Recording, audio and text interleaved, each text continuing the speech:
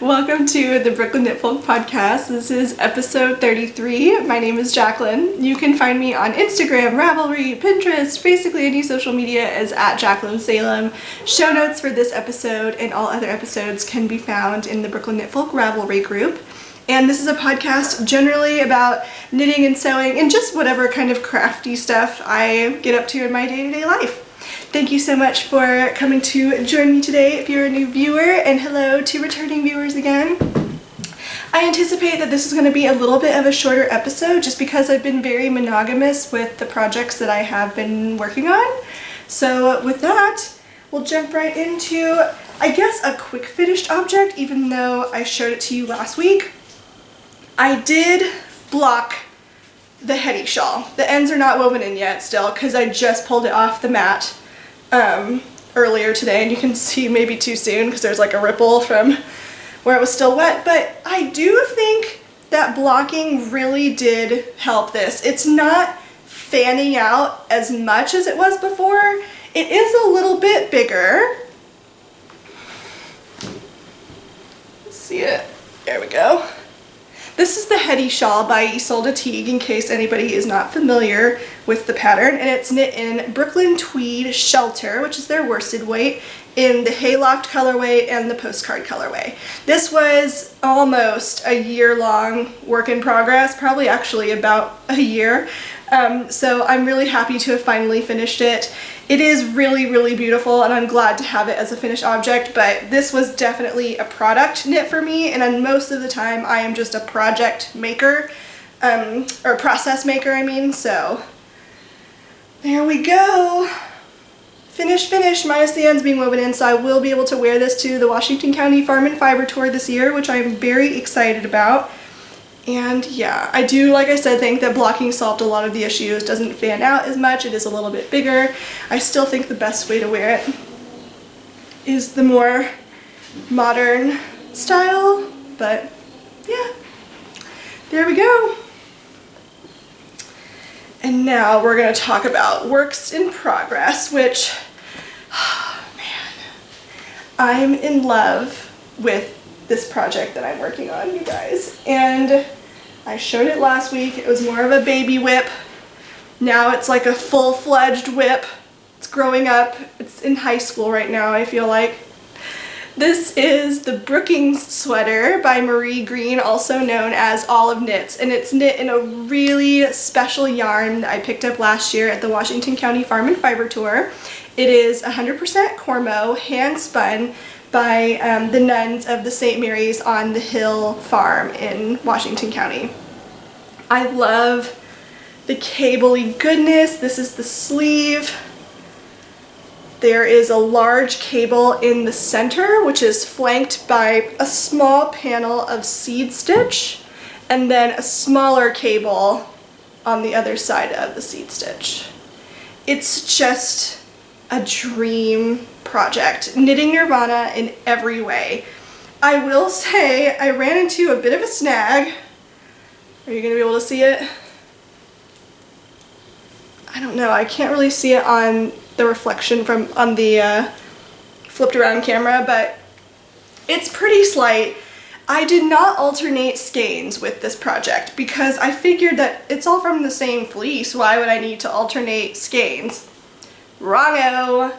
There are, I can even see it between these two. I'm not sure if you're going to be able to tell on camera, but the skeins are quite different. And I don't know why I didn't assume that before. Like, different parts of the fleece are going to be exposed to different amounts of sunlight, so it only makes sense and that it would, you know, affect the color of the fleece. And yeah, luckily I learned it's a top-down sweater knit in the round.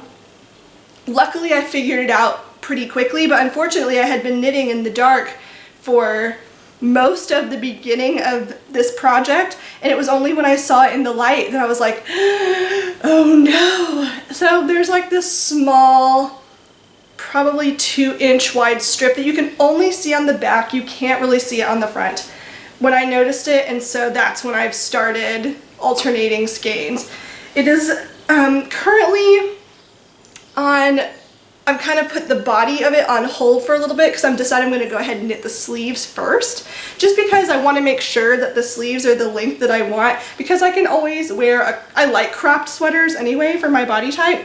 So I can always make a cropped version of the sweater rather than the full length of the sweater. So I'm going to go ahead and knit the sleeves first, and then once I finish those, I'll move on with the body. But man, it is really annoying knitting sleeves, you guys. The only other sweater I knit in pieces, and knitting sweater sleeves in the round is so obnoxious. Like having to like turn the whole body and it gets twisted with the yarn that's on the body of the sweater. I digress. But other than that, this project is an absolute dream. It's so squishy, so velvety soft. I just love it so much, and I'm already pleased with the amount of progress I've made on this project. I hope that when I bring it to the Washington County Farm and Fiber Tour that I'll be close to being finished. I don't think I will be finished just because I have a friend who's coming to visit me this week, but I am very excited about the progress I've made on this sweater. And even if it showed up like this, I think this would be enough for them to kind of get a sense of what the project is going to look like. I haven't tried it on yet. I've sort of put my arm through to kind of test the sleeve fit, and I'm pleased with how the sleeve fits right now. So especially this is pre-blocking, so I like how the sleeve is fitting so far. And just looking at it on the needles, I think it's going to be fine. It's kind of built to have 2-ish inches of positive ease for the finished garment, and I did swatch like twice to get gauge, so it should be good, on track. But this is again the Brookings sweater by Marie Green, and I'm in love with the project. I will say, last episode, and it sounds like you guys really feel me on this, the way that the pattern is written leaves a lot to be desired. It's just chunks of justified text, which honestly annoys the hell out of me as a designer. Pattern writers, please don't do this. Left align your text so that it's easier to read and find your place within the pattern. But other than that, the instructions have been very clear. It's just kind of difficult for me to have to find where I've been in the pattern. So I'm loving the project. I can't say enough good things about the work in progress and the way it's knitting up, and I can't wait. I simultaneously can't wait to finish it, but don't want it to be over because it's just such a satisfying project to work on. I'm really, really in love with it. And honestly, that's the only knitting whip that I have. I haven't worked on anything else knitting-wise. So that's it for that. I'll probably still be very monogamous with this project until it gets done. It's just what I want to work on right now. Normally I'm the kind of person that needs to have several projects going at once so that I can have different things to pick and choose from. But I think that because I have just so many different crafts to choose from, like sewing and this embroidery project that I'm about to show you, and knitting, that in itself is enough variety to sustain my need for different types of things to work on. So right now I'm just very satisfied to have that sweater project. I love to see it grow. I use my Progress Keeper here. This is my iced coffee Progress Keeper by Sucre Miniatures. And I love keeping track of my progress because it grows so quickly. Number one, because I'm monogamously knitting on this, and number two, because it's worsted weight yarn, and honestly kind of Aran weight in places. So yeah, very satisfying to work on because it's going by so fast, especially for me. I'm not the fastest knitter. I'm not slow, but I'm not really fast or anything. I have no idea how people bust out sweater projects on these podcasts in such a quick manner. But yeah, next work in progress is this embroidery piece. This is going to be a gift, and it's a little mountain range, like a mountain range design. I saw something very similar on Pinterest, and it was a just black thread, but the person who this is going to is an earth tones person. So I'm using green for this foreground here, this kind of gold color for this front mountain. This mountain right here, there's an extra line in there where I was kind of freehand drawing it, but this mountain right here is going to be this caramel color. And then the background mountain is going to be this darker brown right here. after I finished, it's actually the first thing I've embroidered. Honestly, it has to be since years, like since I was in single digits age. Hi, Jafar. Sweet baby. Yeah, since I was in single digits age. When I first started this embroidery piece, I was using the full-on embroidery thread, like just as it was. It didn't really, I forgot, I thought you could, but I just didn't even remember that this has several plies in it. It has 6 plies, and that you can, the purpose of it, you know, it's meant to be used to pull the plies apart and only use a few if you would like a thinner look to it. And my original cast on, I don't really know how to say it, my original starting of this was way too thick for my taste for this kind of bottom portion here. So I ripped out what I had done. It was only about an hour's worth of work. It was probably the first 4 lines and a couple of the vertical ones here. I ripped out what I had and then took apart and used 2 plies rather than 6 for this green part here. And then the gold mountain is 1 ply of the embroidery floss. So I'm going to continue with the 1 ply for the mountains, just because I want it to be a little bit more delicate. And yeah, this represents about, I don't know, 3 hours of work total, maybe 2 to 3 hours. I've been listening to audiobooks like crazy lately, so I've just been listening to audiobooks and music while I work on it. So yeah, I'm really excited. I think it looks really pretty. I don't know about drawing on this in pencil. You can't really see the pencil marks for the green, but you definitely will be able to in the mountain range. So I need to find a way. Maybe I should just like all but slightly erase it first before I do any more of the mountains, because I don't want it to show up. And I plan on putting it in the hoop, trimming it in the circle, you know, a little bit of a larger circle, putting it in the hoop and presenting it as a gift within the hoop so that it can be hung up kind of just like as something you could hang on the wall. So yeah, I really love it. I love the process of making it. I love the diversification in my craft. Like I said, it's been a very long time since I've done an embroidery project, so I like doing it. It is rougher on your eyes though, for sure. Like you have to be like really paying attention to what you're doing, but this cloth makes it, it's like a very cheap, it was a linen bag, and I have so many of these, like 30 of them from a previous project that I've done, and it's very airy, so it's very easy to see where your needle is coming up, so it's honestly the perfect fabric to use for this embroidery piece. And it's just a muslin bag.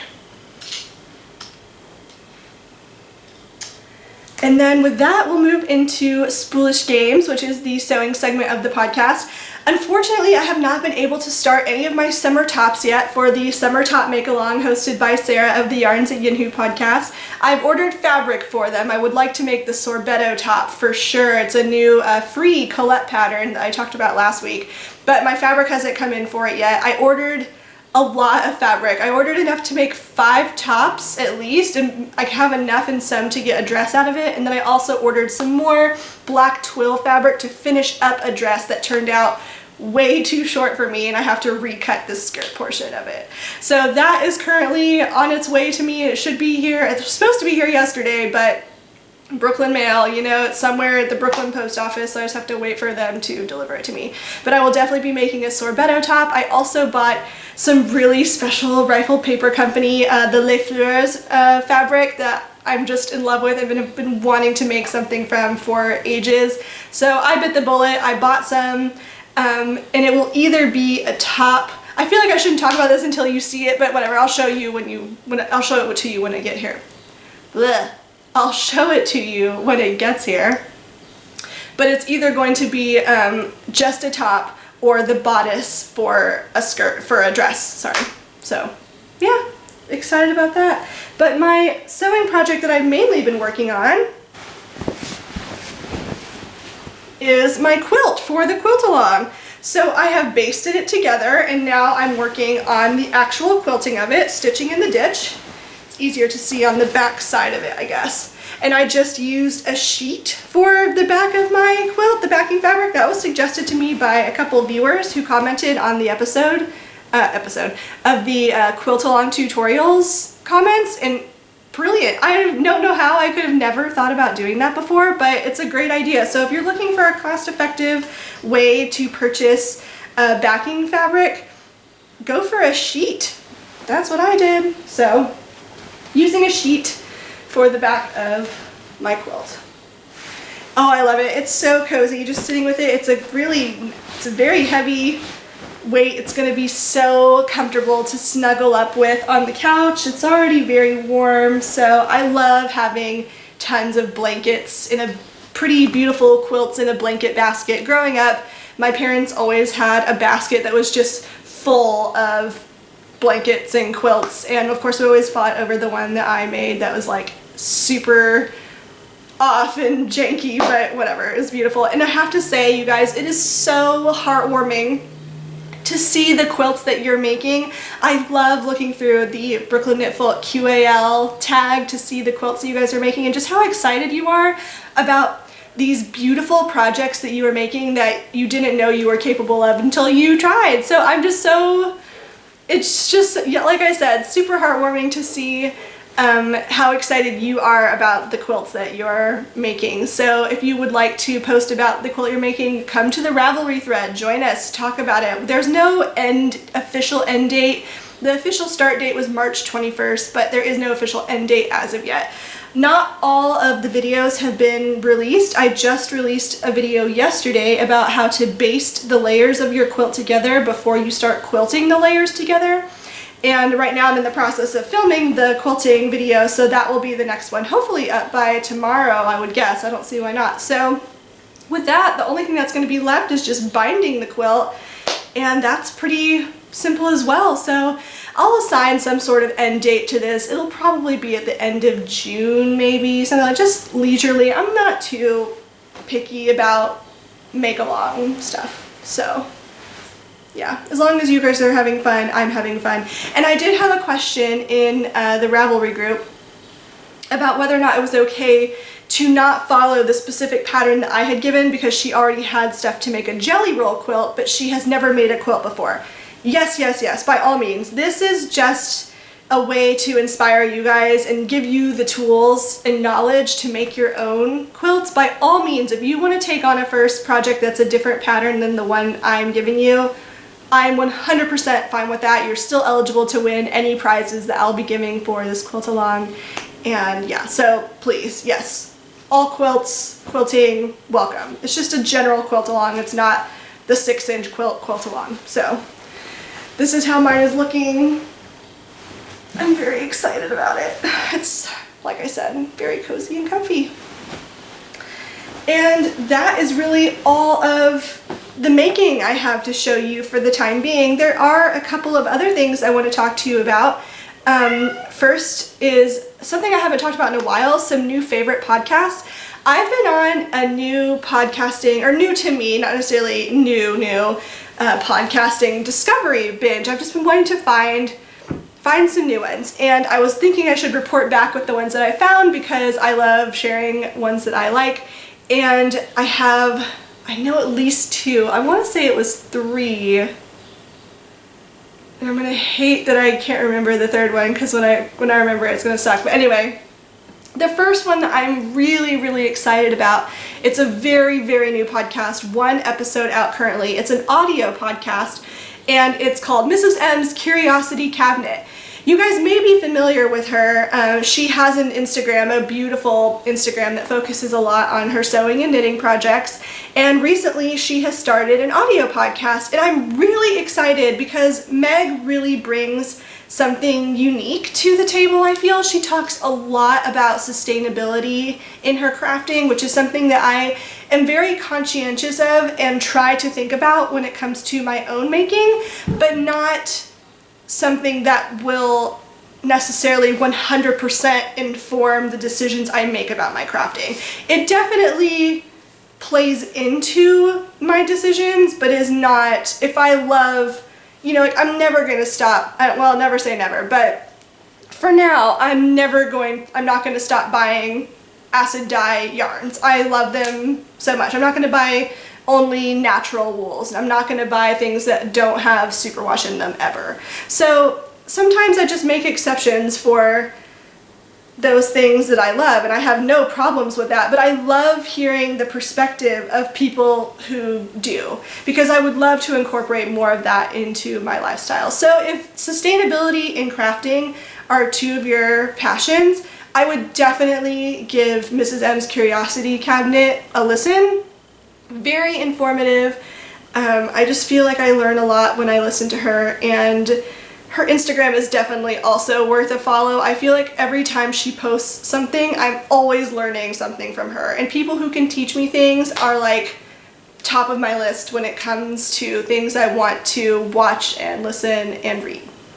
So the second one that leads me perfectly into the second podcast I want to talk about, which is The Charm of It with Ava. Oh my gosh.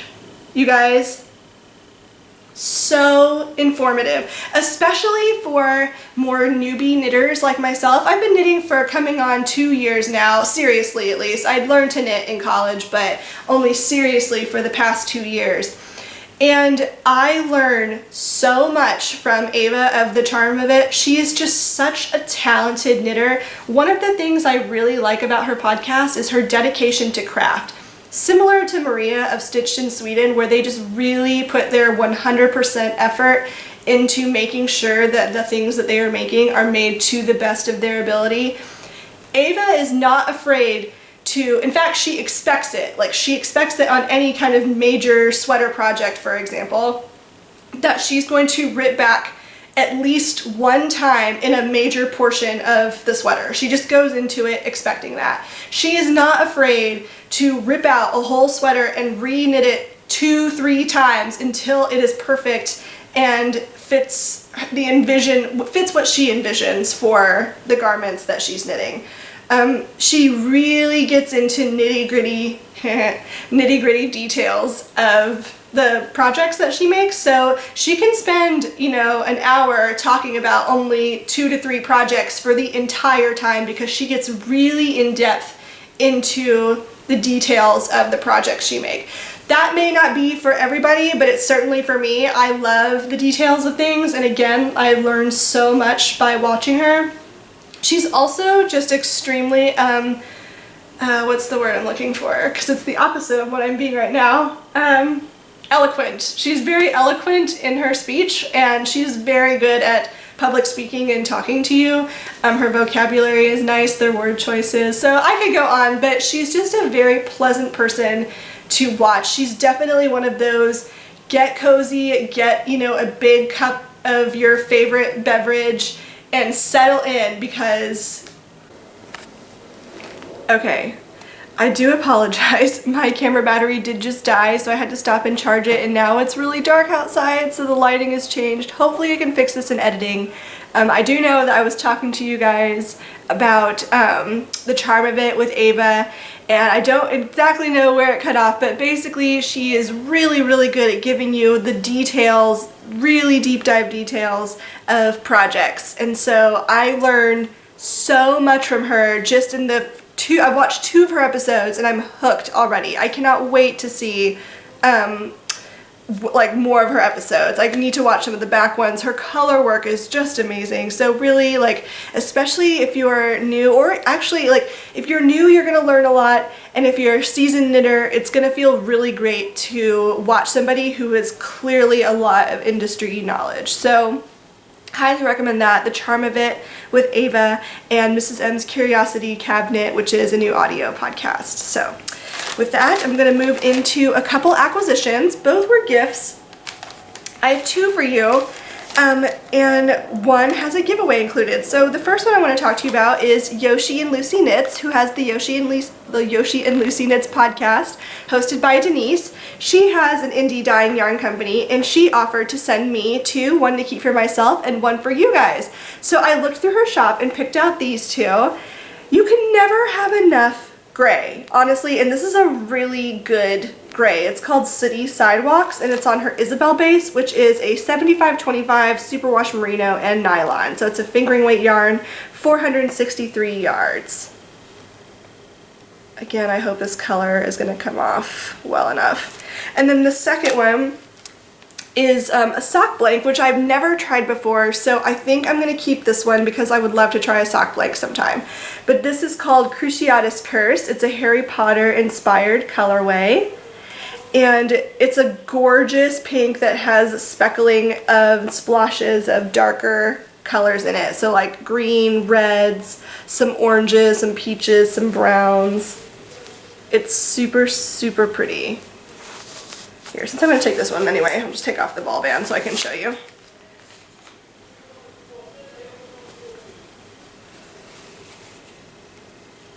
Isn't this so pretty? I just love it. So I'm really excited to try a sock blank for the first time. But this one will be up for grabs for a giveaway. Like I said, her shop name is Yoshi and Lucy Knits. So if you're the kind of person who likes really like saturated colors, definitely give her shop a look. She has really, really bright, fun colors. I think they're great for socks. As you know, I'm mostly like a neutrals person, so when I go crazy with my colors, it's always for socks. So yeah, I love her colorways for that. And I've seen several of them because she lives in New York City. Seen her knitting on several of the colorways that she has for her socks for herself, and they always look so cool. Every time she's knitting with it, I'm like, I ask her like, oh, what's that colorway? Like, where'd you get it? And she's like, oh, it's one I dyed myself. So definitely give her shop a look. Yoshi and Lucy Knits. It's on Etsy. And yeah, thank you so much for sending this to me, Denise. I really appreciate it. And then last but not least, I had Laura from Row 1 contact me to tell me about a subscription service. So many people ask me all the time, like, where can I find minis? Especially if you don't have them, because of these crochet blankets, like the Granny Stripe blanket and the Cozy Memories blanket. We need scrap yarns, and not everybody has a bunch of them to start off with. So Row 1 Yarns is amazing because every month, it's a subscription service. For $35 a month for US, that includes your shipping. It's an additional $15 if you're international. But for $35 a month, she sends you a surprise batch of yarns in 5 to 10 grams. So it's about 10 to 20 different colorways from the same dyer every month. So this one that she sent me for this month is Anzula Fiber. Let's see if I can find the list here. But yeah, Anzula Fiber Company, Anzula Luxury Fibers, and it has 20 different colorways in this bag. So it's really awesome if you want to get minis to put into a Cozy Memories blanket, or to see like the different colors that one particular indie dyer has stocked. I asked her if she could send me some other indie dyers that she's already done for previous subscriptions, just so I could give you an idea. So it's not just things like Anzula, but it's like things like Spun Right Round, Leechin and Lace, like really cool indie dyers that I would love to be able to try their yarns. So she sent me this one as a gift, but she's also going to send me one to give away to you guys, a 1 month's worth to give away to you guys. So I'm going to open a thread for this in the Ravelry group. If you don't know already, my thread for giveaways every time, it's the same prompt, 3 good things that have happened to you in the past 24 hours, and you can go enter to win that in the Ravelry group. But I just thought I would tell you guys, not only because there's a giveaway, but because I think that a lot of people would find this really cool and really useful. I'm really excited to have all these to put into my Cozy Memories blanket. And I've always wanted to try Anzula, so that's another cool, she gets like cool yarns. So definitely check that out. Thank you so much for your donation, Laura. And yeah, go enter to win the giveaway. So I'm really excited.